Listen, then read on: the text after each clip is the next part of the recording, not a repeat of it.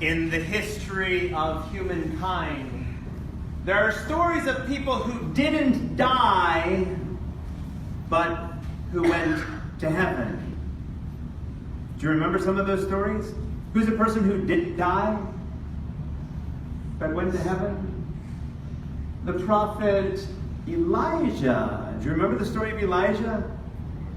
In the Bible, according to the story of Elijah, Elijah lived such a holy life that God would not allow Elijah to die like the rest of us. Instead, at the end of his life, a flaming chariot, remember the story? A flaming chariot came down from heaven, and according to the story, Elijah got into the chariot, and what happened? He rode away to heaven. Which is why some people thought that John the Baptist was Elijah who had come back down from heaven. He went up to heaven. We thought that one day he'd come back down again. In fact, there's a song about that. Have you heard the song? Swing low, sweet chariot. Shall we sing it together? Coming for to carry me home. Swing low, sweet chariot. Coming for to carry me home. Have you heard that song before? It's known as a Negro spiritual. Let's unpack that word for those of us who are Catholics and Christians. It was a song that our African American sisters and brothers sang, and it was of a spiritual sort. Do we all know the story? Were they living a good life when they were singing that song? No. They were in slavery. They were in slavery and were looking for sources of hope, and it was stories like today's gospel that gave them a little bit of hope. Did we listen well to the story in today's gospel? It was the story of two people. And which one goes to heaven? Was it the rich man dressed in purple and fine linens who dined sumptuously every day and who anointed himself with sweet perfumes? Who was it? The one who went to heaven was the one outside his door. Lazarus, who would have just have loved to have filled his stomach with the scraps that fell from the rich man's table, and whom dogs, did you hear that line? Dogs came and did what? So gross. Gross. That was Lazarus.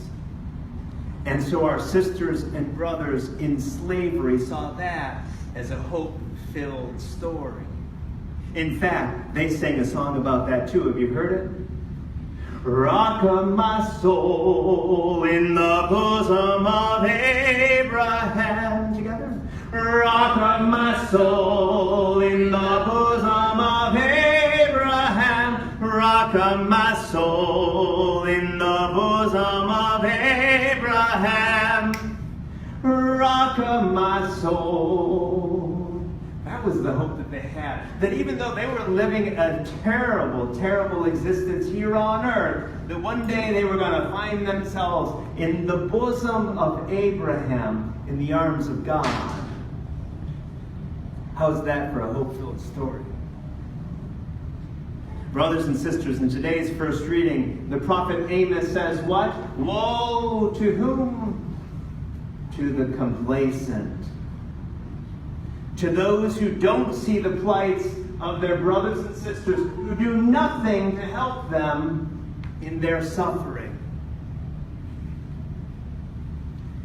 Can I speak today about a bit of suffering? Today the year is 2019.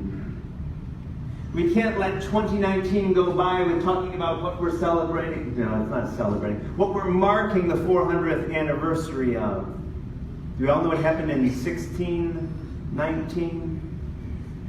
In 1619, our sisters and brothers from Africa were stripped of their dignity as human beings and were brought here to serve other people. We call it the institution of slavery. A grave sin in the history of this nation, because we didn't see others for the sisters and brothers they were. And from 1619 to 1865, that's for 61.5% of their time in America, we held them captive. That's a social sin. And from 1865 to 1965, we didn't grant them their rights. That's another quarter of their time in America. That's a social sin. They've enjoyed freedom and rights for 13.5% of their time in America. And in many places, there still exist way too many social sins. What are we going to do about it? Are we going to be the complacent? Those who ignore those realities? The plights of those who suffer such social sins? Or are we going to be like Timothy in today's second reading? Did you hear that in today's second reading? Timothy, you child of God, this is how you need to be living your life, in righteousness and devotion, faith and love and patience and gentleness, not like those people who are complacent and don't see the needs of their sisters and brothers, not like those people who treat their sisters and brothers so poorly, but you need to be different. Sisters and brothers, cut out that line from today's second reading and paste it on your mirror and read it every morning. Because that's what every one of us here in this church is called to be. A child of God, pursuing righteousness and devotion, faith, love, patience, and gentleness. Think of how different our world would be.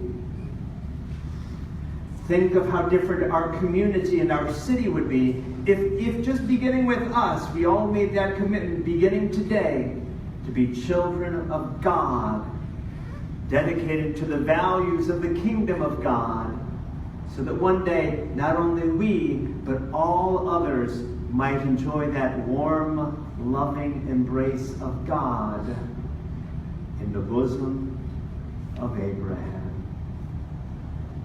Rock of my soul in the bosom of Abraham. Rock of my soul in the bosom of Abraham. Rock of my soul in the bosom of Abraham. Rock of my soul.